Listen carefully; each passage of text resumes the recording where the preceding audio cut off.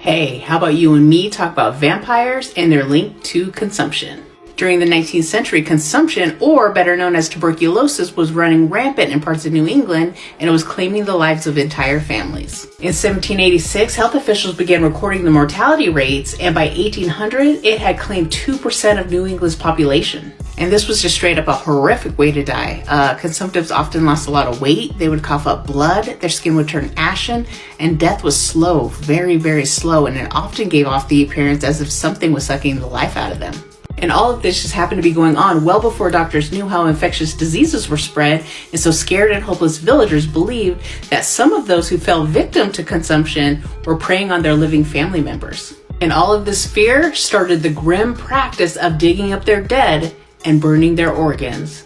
And the tale of George Brown is a good example. Sadly, George Brown had lost his wife Mary, his daughters Mary Olive and Mercy, all to consumption in March of 1892. And right after that, his son Edwin also fell ill, and with everything, that led George to believe that something else was going on.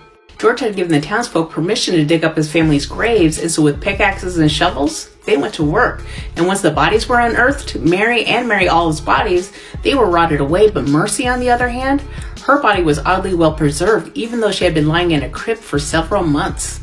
To them, it looked like her hair and nails had grown, and when they pricked her with a needle, droplets of blood appeared.